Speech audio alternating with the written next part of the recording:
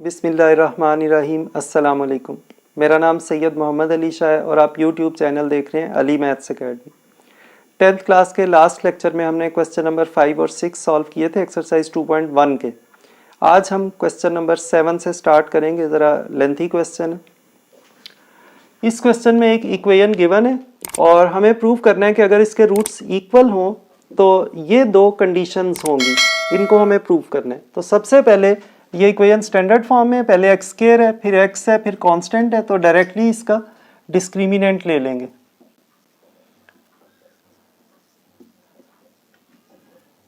और क्योंकि roots equal prove करने हैं तो इसलिए डिस्क्रिमिनेंट को इक्वल टू 0 लिखेंगे। तो सबसे पहले बी स्क्वायर की जगह क्या आएगा, -2 इंटू ए स्क्वायर माइनस बी सी और इस सारे का स्क्वायर, -4 इंटू ए की जगह सी स्क्वायर माइनस ए बी और सी की जगह बी स्क्वायर माइनस ए सी। और क्योंकि रूट्स इक्वल हैं तो इसको हम इक्वल टू 0 लिखेंगे। अब हम इसको सिंप्लीफाई करेंगे। सबसे पहले -2 का स्क्वायर 4 आ गया और इस पे a minus B whole square का फार्मूला लगाएंगे। तो ये डायरेक्टली इस पे a minus B whole square का फार्मूला लगा रहा हूँ, a4 minus 2 a square B C और प्लस बी स्क्वायर की जगह B square C square, -4 into इनको मल्टीप्लाई कर देंगे। तो साथ साथ मैं अरेंज भी कर रहा हूँ, जैसे सी स्क्वायर बी स्क्वायर है तो इसको मैं बी स्क्वायर सी स्क्वायर लिख रहा हूँ, क्योंकि मल्टीप्लाई में आप इधर उधर कर दें तो कोई फ़र्क नहीं पड़ता। उसके बाद सी स्क्वायर को माइनस ए सी से minus A C cube, minus A B को बी स्क्वायर से माइनस ए बी क्यूब और उसके बाद plus A square B C is equal to 0। अब 4 को इन सारी टर्म्स से मल्टीप्लाई करेंगे। 4a4 minus 8 A square B C plus 4 B square C square minus 4 B square C square plus 4 A C cube plus 4 A B cube minus 4 A square B C. क्योंकि 4 के साथ minus sign था तो मैंने इन चारों terms के science भी change कर दिए हैं साथ ही और 4 से मल्टीप्लाई कर दिए। अब इनको अरेंज करेंगे। सबसे पहले a4। अच्छा, एक चीज़ देखें कि सारी टर्म्स जो हैं इनमें से 4 कॉमन लिया जा सकता है, तो हम पहले इनमें से 4 कॉमन ले लेते हैं। a4 माइनस 2 ए स्क्वायर बी सी, उसके बाद बी स्क्वायर सी स्क्वायर वाली दो टर्म्स हैं, ये +4 है -4, ये तो कैंसिल हो गए और यहाँ पे बन गया प्लस ए सी क्यूब और plus A B cube minus A square B C is equal to 0। तो अब मैं पहले इनमें से सारी टर्म्स में से, अब देखें इन सारी टर्म्स में ए भी कॉमन आ रहा है, लेकिन पहले मैंने ए कॉमन इसलिए नहीं लिया कि इन दो टर्म्स में ए नहीं था, अब ये कैंसिल आउट हो गई हैं तो अब ए भी कॉमन आ सकता है। तो 4 के साथ ए भी कॉमन ले लिया, बाकी बच गया A cube minus 2 A B C plus C cube plus B cube minus A B C is equal to 0। अब ये दो फैक्टर्स बन गए, इन दोनों को अलग अलग 0 के इक्वल लिखेंगे। 4a is equal to 0। इनको अरेंज भी कर लेते हैं साथ ही, पहले a cube plus B cube plus C cube minus 2abc और minus abc minus 3abc is equal to 0। तो यहाँ से 4 इधर आके डिवाइड हो गया, a is equal to 0/4 and a is equal to 0। तो ये हमारी फर्स्ट कंडीशन तो सेटिस्फाई हो गई। उसके बाद यहाँ पे -3abc को अगर राइट पे ले जाएं, a cube plus B cube plus C cube is equal to 3abc। तो ये हमारी सेकंड कंडीशन भी सेटिस्फाई हो गई। क्वेश्चन नंबर 8 का फर्स्ट पार्ट है, इसमें एक इक्वेशन गिवन है और हमें बताना है कि इसके रूट्स रैशनल हैं, यानी वो एक परफेक्ट स्क्वायर बनते हैं। तो सबसे पहले इसका डिस्क्रिमिनेंट लेंगे, बी स्क्वायर -4ac, ये b है तो ये बी स्क्वायर बन गया, -4a और ये c की वैल्यू आ गई। अब यहाँ पे बी स्केयर बन गया और इस पे a minus B whole square का फार्मूला लगाया -4। इसी तरह ये a और c जो है इनको मल्टीप्लाई कर दिया और ब्रैकेट्स के अंदर वाली जो टर्म्स हैं इनको भी मल्टीप्लाई कर लिया। अब इन तीनों टर्म्स को बी स्केयर से मल्टीप्लाई कर दिया और -4 ac को इन चारों टर्म्स से हमने मल्टीप्लाई कर दिया।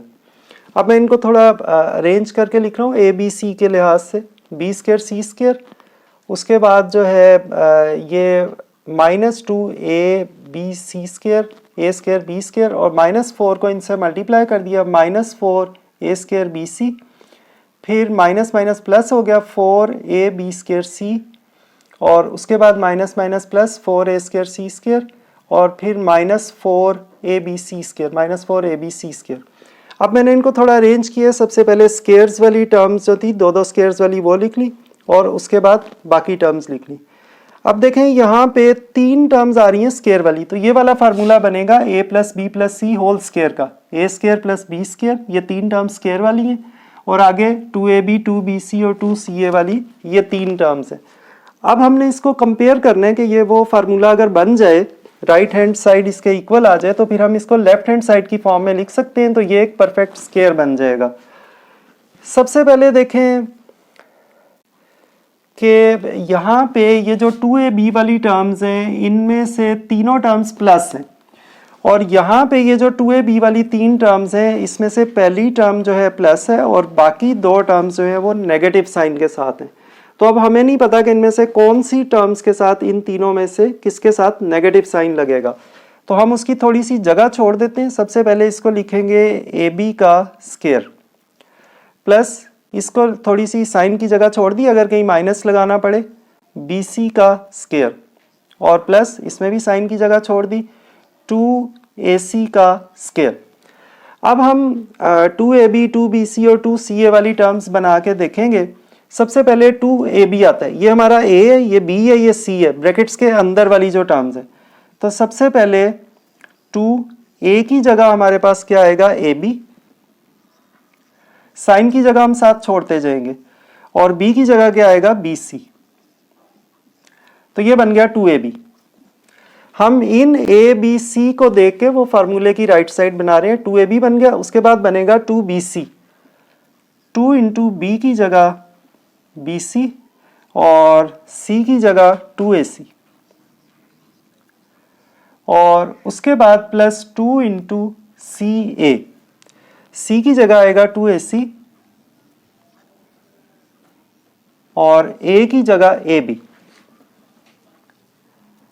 अब हमने देखना है कि किसके साथ साइन लगेगा, नेगेटिव साइन किसके साथ लगेगा।